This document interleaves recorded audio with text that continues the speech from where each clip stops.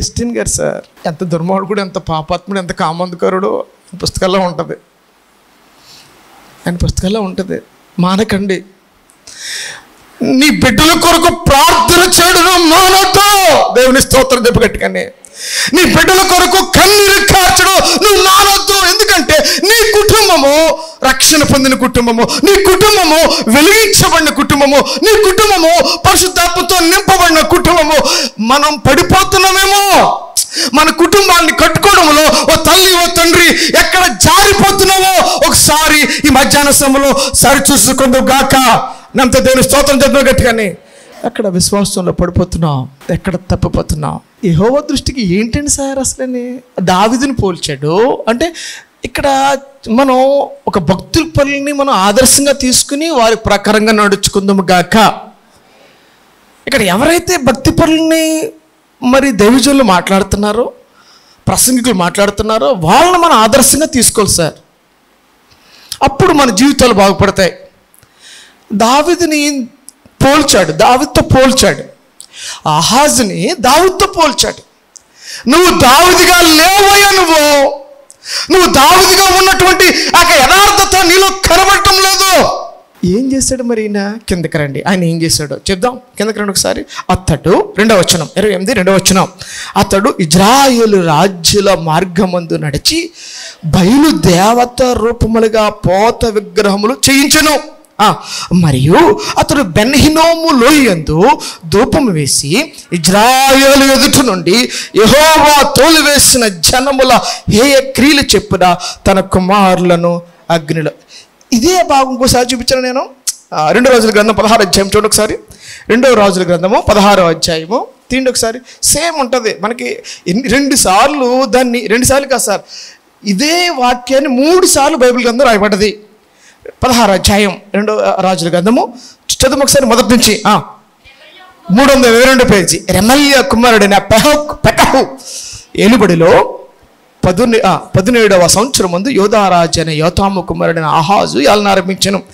ఆహాజు ఏలన ఆరంభించినప్పుడు 20 ఏండ్ల వాడే యెరూషలేమునందు 16 సంవత్సరం ఏలును.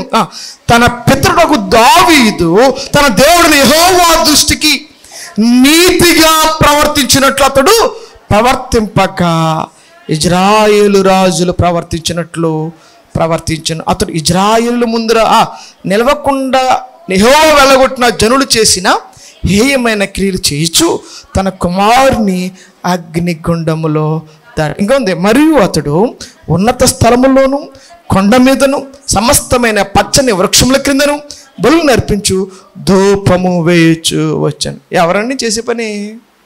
చెప్పాలి. ఎవరండి చేసే పని? మాట్లాడాలి. అమ్మా ఎవరు చేస్తున్నారు? దేవుడి చేత అభిషేకం పొందినటువంటి ఒక రాజు. నువ్వు దేవుని, నీకు ఒక ఆలయం ఉంది సార్.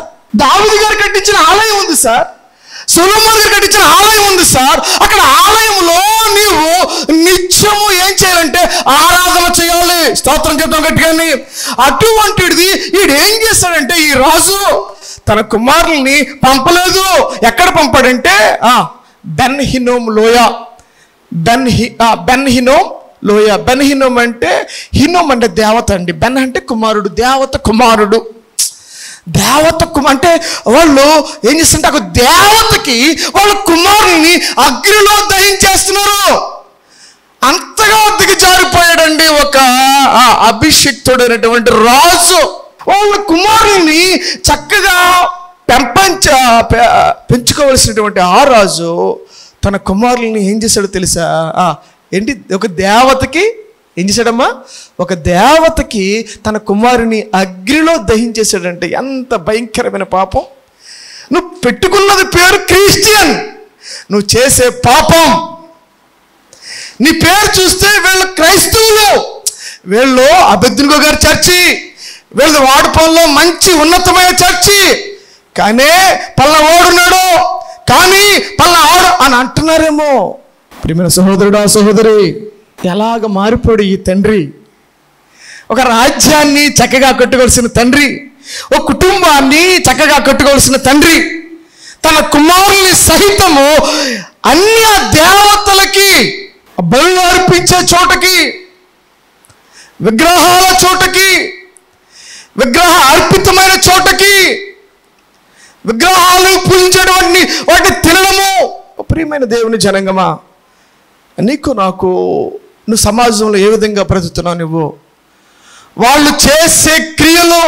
అందుకే నేను చదివించాను ఆ హెబ్రీ గ్రంథంలో మొదట వచ్చిన చూడండి, మొదట వచ్చిన హెబ్రీ గ్రంథంలో మన మూలవాక్యంలో మొదటి వచ్చిన చదవండి ఒకసారి. మూల గ్రంథంలో మొదట వచ్చిన నిర్జీవ క్రియలను విడిచిపెట్టి ఉందమ్మా. మొదట వచ్చిన చదువు.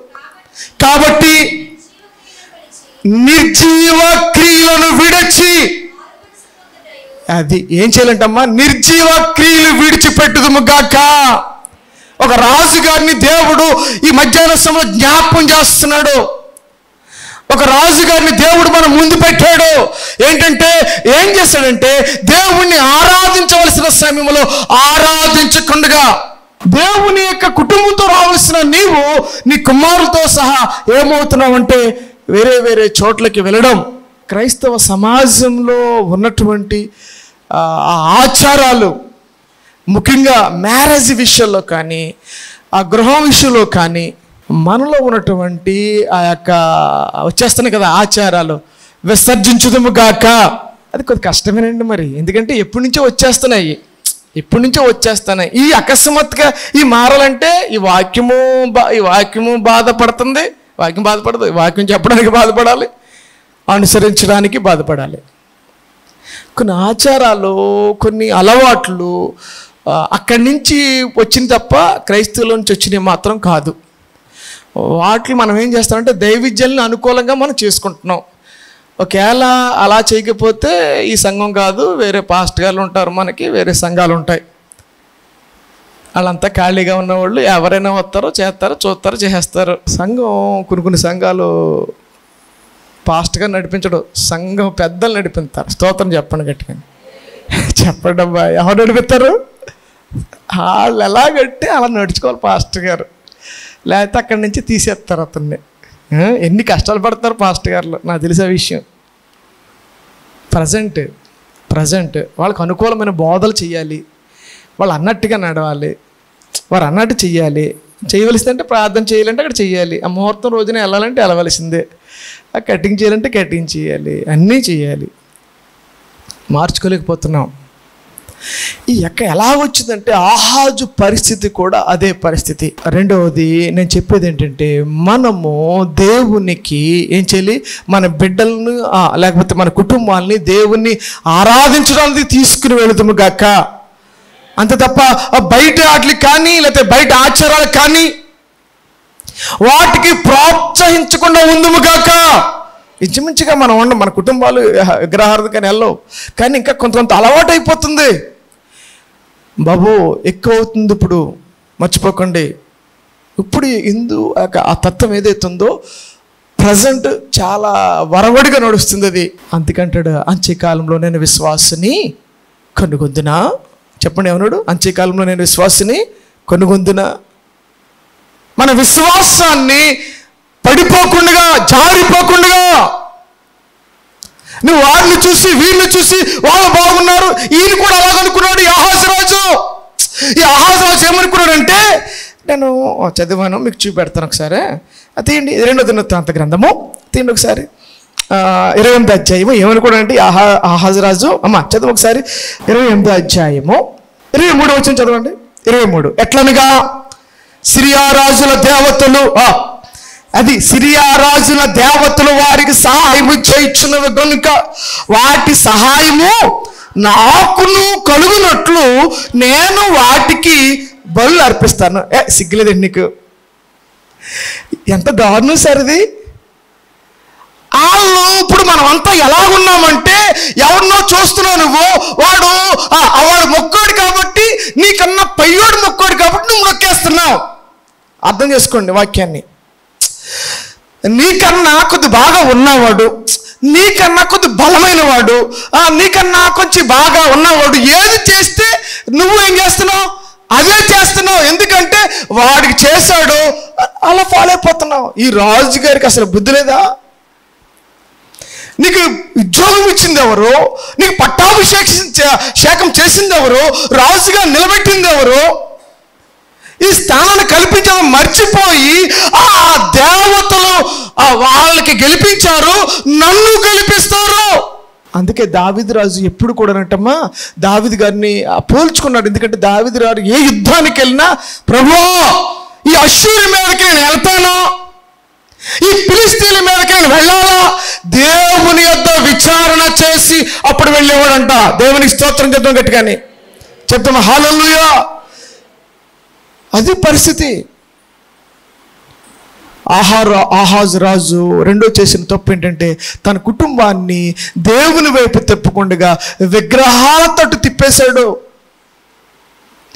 దేవుని వైపు కాకుండా దేవతల వైపు తిప్పేశాడు. దేవుని వైపు కాకుండా దేవతల ఆచారాల తట్టు తిప్పేశాడు. అందుకే మన కుటుంబాలు దిగంబరిగా ఉంటున్నాయేమో, హీనపరచబడుతున్నాయేమో, నువ్వు ఖండించలేకపోతున్నావు. ఎందుకంటే ఆ ఆచరణ మునిగిపోయావు కాబట్టి.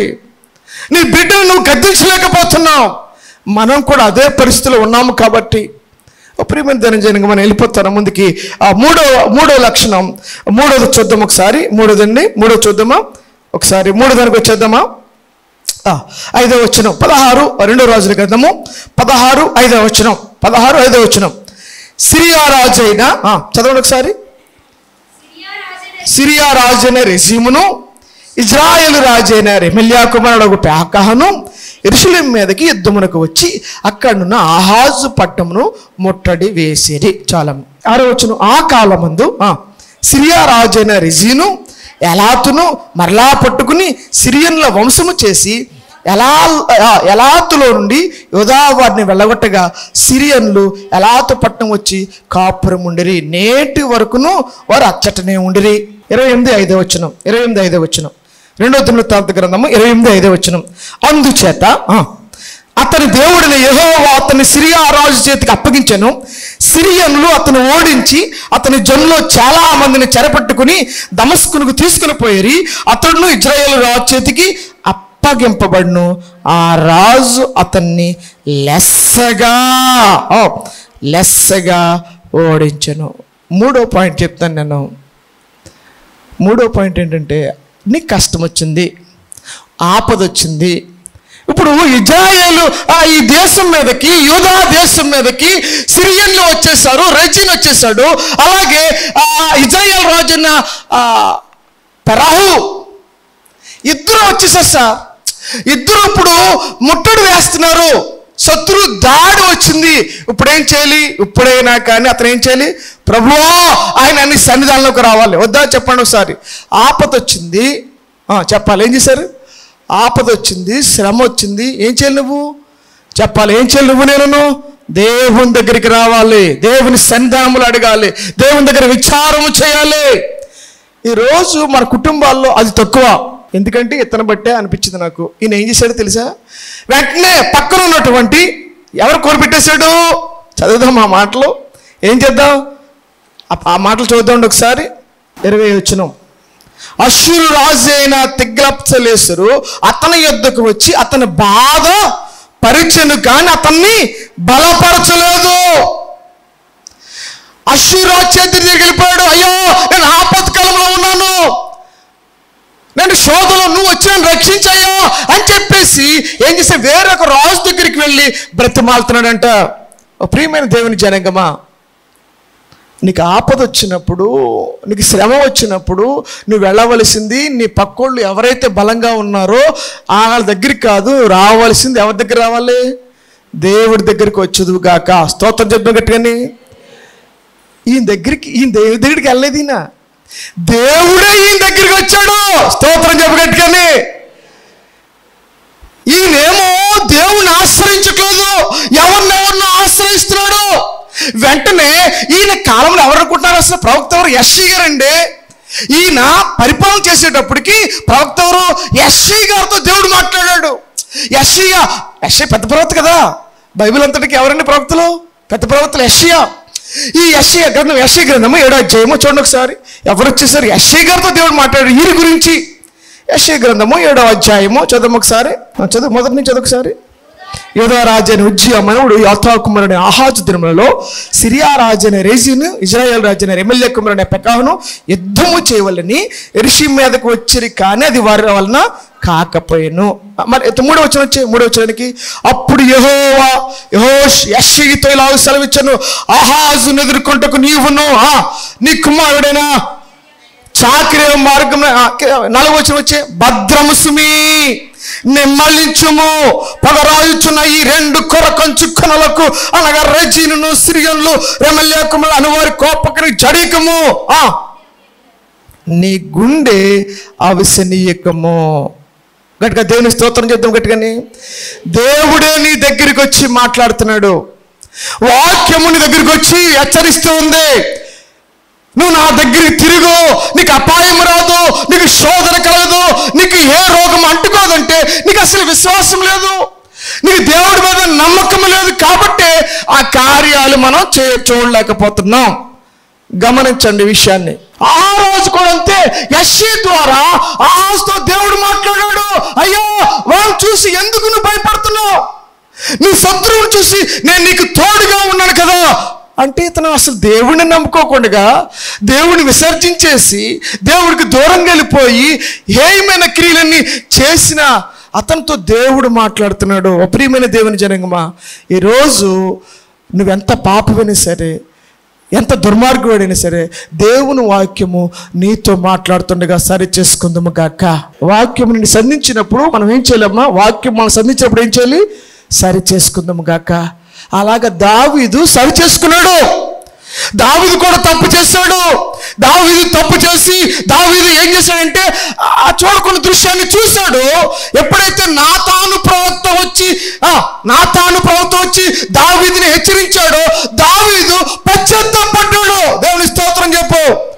దేవుని వాక్యము నిన్ను హెచ్చరిస్తున్నప్పుడు నీవు నేను పశ్చాత్తాపడదుము గాక.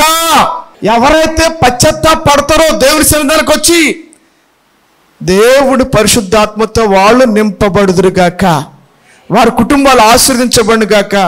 అంతే తప్ప కొన్ని హృదయాలు ముద్దుబారిపోతాయి. వాత వేయబడిన మన సాక్షి అంటే నాకు కాదు, అది వేరే ఒకళ్ళకి, ఇది నేను కాదు, అది వాళ్ళకి, ఇది ఇలాగే చెప్తాడు, ఈయన వాక్యం ఇలాగే ఉంటుంది. ఇది వాత వేయబడిన మనసాక్షి. వాళ్ళకి ఎంత గోకున ఇంకా చర్మ స్పర్శ ఉండదు వాళ్ళకి. నువ్వు ఎన్ని చెప్పు, ఎంత వాక్యం చెప్పు, ఎంత ఆత్మతో నింపబడు, ఏమీ పక్కలింపు ఉండదు. అటువంటిది బ్రతుకు ఆహాజు రాజు బ్రతుకు. ఒక చెడ్డ రాజు రాజు పేరుకి మాత్రమే, కానీ ఒక చెడ్డ రాజు. ఏం చేశాడో తెలుసా? ఆపద వచ్చింది, అపాయం వచ్చింది, శోధన వచ్చింది. 2 రాజులు వచ్చి నీ మీద పడుతున్నప్పుడు, అయ్యో నేను తప్పు చేశాను, అయ్యో నేను పడిపోయాను, నీకు దూరంగా ఉన్నాను, నన్ను క్షమించయ్యా, నా పాపాన్ని నేను ఒప్పుకుంటున్నాను, నేను చేసిన పాపాన్ని క్షమించిన ఆయన అని కాళ్ళు వేళ్ళు పడితే బాగానే ఉండేది. అది 3వ తప్పు. పడలేదు, విన్నాడు, వెళ్ళిపోయాడంతే. ఏం కానట్టుగా ఉన్నాడు. 4వ తప్పు. నేను ముగించేస్తాను. నాలుగో చెప్పి నేను ముగించేస్తాను. చూద్దామండి ఒకసారి. 4వది ఏంటంటే మూల వచ్చాను. ఒకసారి కిందకు వచ్చేద్దామా? రాజుల గ్రంథంలో ఉంటుంది, 2వ దినవృత్తాంత గ్రంథంలో కూడా ఉంటుంది. ఒకసారి 16వ అధ్యాయము 7వ వచనం చూడండి ఒకసారి. ఇట్లుండగా ఆహాజు యెహోవా మందిర సంబంధమైనటువంటి రాజనగర సంబంధమైనటువంటి సామాగ్రిలో కరబడిన వెండి బంగారము తీసుకొని అష్షూరు రాజునకు కానుకగా పంపి. ఎంత దారుణం అండి! ఎంతగా దిగజారిపోయాడు సార్, ఎంతగా దిగజారిపోయాడండి. ఒకసారి చేతి ధరిస్తుందని చెప్తాము. ఈవేళ ఉంటారు, పొద్దున్న చనిపోతావు, నీకేది శాశ్వతం కాదు. పట్టిపోతాడా? ఆ సింహాసనాన్ని పట్టిపోతాడు అతను. ఏమన్నా ఆహాజు, నువ్వు దేవుని మందిరానికి సమకూరుస్తావా, దేవుని మందిరంలో పట్టిపోతావా? చెప్పాలి. ఈ సంఘం చూసినాక అదే ఆశ్చర్యం వేస్తుంది. ఇక్కడంతా కూడా దేవుని సంఘాన్ని సమకూర్చే సంఘం. స్తోత్రం చెప్దాం. దేవుని మందిరానికి కట్టుదము రండి అని జనులు నాతో అనగా నేను ఎంతో సంతోషించాను. దావీదు మహారాజు అతను కట్టలేకపోయాడు, కానీ దేవుని మందిరానికి అనేక సామానాన్ని సమకూర్చాడు. అందుకే దావీదు రాజు అన్నాడు, నా హృదయానుసారుడైనటువంటి మనుషుడు దావీదు. సొలొమోను చేత కట్టబడింది ఎంతో బంగారం, ఎంతో వెండి, లేకపోతే మంచి మంచి దూలాలు, లెబానోను దేవదారు దూలాలు కలిగినటువంటి ఆ సుందర శృంగారమైనటువంటి ఆ దేవాలయంలో ఆ బంగారపు వస్తువుల్ని ఏం చేయాలి? వాటి ద్వారా దేవుణ్ణి ఏం చేయాలి? స్తుతించాలి. ఆ గిన్నెల్ని, ఆ పాత్రల్ని, ఆ నూనె ఉంటాయి కదా, రాత్రి ఆ దీపం వెలగడానికి బంగారు పాత్రలు, ఆ నూనె, ఆ యొక్క దీపము, అవన్నీ ఏం చేశాడంటే మా నోడు ఎవరికి ఇచ్చేసాడు? అష్షూరు రాజు చేతికి ఇచ్చేసాడు. ఎందుకంటే ఆడు ఈడి మీదకి రాకుండా ఉండడం కోసం కానుకలు పంపేశారు. అసలు దావీదు రాజు గారు సొలొమోను దగ్గరికేమో, మిగతా రాజులు అంతానేమో, అందరు రాజులనేమో దావీదు గారికి సొలొమోను గారికి ఏమో కానుకలు తీసుకొచ్చేస్తే ఇంక అసలు ఏం చేసుకో తెలియకుండా వచ్చేసినాయి కానుకలు. అలాగుండాలా లేకపోతే దేవుడి సన్నిధానంలో ఉన్నటువంటి ఈ యొక్క ఉపకరణాలన్నీ కూడా స్తోత్రం చెప్పండి ఒకసారి. కొన్ని వస్తువులు దేవుని సన్నిధానంలో ఉండవలసిన నీ ఇంట్లో ఎందుకున్నాయి? దేవుని సన్నిధానంలో ఉండవలసిన వస్తువు నీ ఇంట్లో ఎందుకుంది అంటే మనకి జాగ్రత్త, పాస్టర్ గారికి జాగ్రత్త లేదు. మళ్ళీ ఈ డైలాగులు ఏంటో తెలుసా? అసలు పాస్టర్ గారు ఏం పట్టించుకోరు, అసలు అవన్నీ అక్కడ వదిలిపెట్టి నువ్వేంటి పట్టివారు నిన్ను అంటే పాస్టర్ గారు చూడరు కాబట్టి, పాస్టర్ గారు అన్ని మెయింటైన్ చేసుకోలేరు కాబట్టి ఈ వస్తువు పట్టుకుని ఇంట్లో పెట్టేసుకుంటావా? దేవుని సన్నిధానంలో ఉండవలసిన ఉపకరణాలు దేవునికే ఉపయోగించుకుందాము గాక. అవసరమైతే వచ్చి పెట్టాలి ఓటు తెచ్చి, అయ్యో అక్కడ వదిలేశారు సార్, అక్కడ వస్తువు అక్కడ ఉండిపోయింది, బయట వదిలేశారు, లోపల పెట్టు అని పెట్టించాలా? లేకపోతే కళ్ళు పూసి వెళ్ళిపోవాలా? ఆ మంద కాదని వెళ్ళిపోవాలా? అది దేవుంది కదా, దేవుని వస్తువు కదా, దేవుడి కొరకు ఉపయోగించబడిన సామానం కదా. ఓ ప్రియమైన దేవుని జనంగమా, మన వాళ్ళంతా కూడా మంచి వాళ్ళేనండి, చెడ్డోళ్ళని ఏమన్నా అన్నా అసలు. అటువంటి వారిగా మనమంతా ఉందుము గాక. నేను ఒక రాజుగారి కోసం మాట్లాడుతాను. నేను రాజుగారు ఏం చేస్తాడంటే తను కాపాడుకోవడం కోసం దేవుడి సన్నిధానంలో గోజాడడం మానేసి ఆ ఉపకరణాలను తీసుకెళ్ళి బయటోడికి అమ్మేశాడు. ఆ దేవత ఆ స్తంభాలకి బలిపెట్టలు కట్టాడు బయటకు పట్టుకెళ్ళి. ఇంత పనికి మాలిన చెడ్డ రాజు ఏమైపోయాడు తెలుసా? ఇతని సైన్యాన్ని ఒక్కరోజే కింద చదవండి, 150,000 మంది పురుషుల్ని యవ్వనస్తులు చంపేశారు. ఒక రాజ్యంలో అటువంటి స్త్రీలని చంపేయడం సార్. ఇతను కూడా తీసుకుని పట్టుకెళ్ళిపోయారు. ఇతను సింహాసనం ఎగిరిపోయింది, రాజు ఎగిరిపోయాడు, ఇతను బందీగా చేరిపోయాడు. అందుకే నేను మూలవాక్యాన్ని అది ఎత్తుకున్నాను. నేను మూలవాక్యం అదే, నీవు ఫలించకపోతే, నువ్వు మంచి కాపు కాయకపోతే, ఆ భూమి ఆ వర్షాన్ని పొందిన తర్వాత నువ్వు మంచి ఫలం పొందకపోతే అది ఏమైపోతుందండి? కాల్చివేయబడుతుంది, శపించబడుతుంది, శాపగ్రస్తమైపోతుంది. నేను ముగిస్తాను చివరి మాటలో. ఓ ప్రియమైన దేవుని జనంగమా, ప్రియమైన సహోదరుడా సహోదరి, ఈ ఫిజికల్ ఆలయం కోసం మాట్లాడాను కదా, ఇదేంటిది చెప్పాలి. ఇదేంటిది? నిజమైన ఆలయం ఇది. చెప్పండి అంతా, ఏంటిది మాట్లాడాలి. ఇదేంటిది? మన దేహము దేవుని ఆలయము కాదా? ఈ దేహము దేవుని ఆలయము కాదా? ఈ అవయవాలు దేవుడిచ్చినవి కాదా? ఈ అవయవాల్ని ఎవరికి సమర్పణ చేస్తున్నావు అని అడుగుతున్నాను ఈ మధ్యాహ్న సమయంలో. నేను ఈ దేహము దేవుని ఆలయమై ఉన్నది. ఈ దేహముతో నేను దేవుని స్తుతించాలి కదా. ఈ అవయవాల్ని ఏం చేసావు? ఈ అవయవాల్ని ఎవరికి అమ్మేశావు? ఈ చేతులతోటి భయంకరమైన త్రాగుడు బోతులైపోతున్నారు. చాలా బాధకరం సార్. ఈరోజు యవనస్తులను భయంకరంగా పట్టి పీడించే భయంకరమైన వ్యసనం త్రాగుడు. మరీ చెప్తున్నాను, ఆడవాళ్ళతో సహా ఈ సమాజం నాశనం అయిపోతుంది. ఈ సమాజం నాశనం అయిపోతుంది. దేవుని వాక్యము అసలు ఏంటి? అసలే మగవాళ్ళు యవనస్తులు ఈ త్రాగుడు ఏంటి సార్? ఇదివరకు అండి ఎవరన్నా తాగితే కేకలేసి ఉండి, ఇప్పుడు అలా కాదు సార్, చాలా అఫీషియల్గా తాగుతారండి. దేవుని స్తోత్రం కొలను కాక బ్రాండెడ్ అది తాగాలంట, అది తాగితే కొంచెం ఆరోగ్యం ఉంటుందంట, ఇది ఎంజాయ్మెంట్ అంట, ఇది పార్టీ అంట, ఇది వారానికి ఒకసారి లేకపోతే బర్త్డేకో అప్పుడు తాగుతారంట వీళ్ళు. సిగ్గులేదా నీకు? ఈ అవయవాల్ని మనము దేవుని చేత ఏం చేస్తామండి? విలువ పెట్టి చెప్పాలి. మనం అంతా మనం ఎవరు సార్? మనం ఆయన మనల్ని తన స్వరత్వము చేత చెప్పండి కొనుక్కున్నాడు నిన్ను. నన్ను దేవుని స్తోత్రం చెప్పండి. కానీ నీ సొత్తు కాదు. నువ్వు వన్స్ టైం బాప్తిసం పొందినప్పుడు, వన్స్ నువ్వు మారు మనసు పొందినప్పుడు ఆయన రక్తము చేత మనం అంతా కూడా ఆయన కొనేసుకున్నాడు నిన్ను నన్ను. మనము కాదు, మనమంతా దేవుని బిడ్డలము, దేవుని రక్తము చేత కొనబడిన వారము. ఈ అవయవాలతో దేవుని ఆరాధన చేద్దాముగాక. స్తోత్రం చెప్పగట్టుగాని చెప్తాం. హల్లెలూయా. ఏంటి సార్ మరి అవయవాళ్ళని ఏం చేస్తావు? నా మనసంతా నువ్వు, ఈడు మనసంతా ఆడు, ఆడ మనసంతా ఈడు. తర్వాత 4 రోజులు ముచ్చట తర్వాత అప్పుడు ఉంటుంది ఎవడ మనసు ఎవడదో. భయంకరమైన త్రాగుడు, హోమోగ్రఫీ, ఫోనోగ్రఫీ, కామము, పెళ్ళి అవ్వకుండానే శరీరాలని పాడు చేసుకోవడం, ఈవెన్ పెళ్ళి అయిన తర్వాత కూడా అక్రమ సంబంధాలు.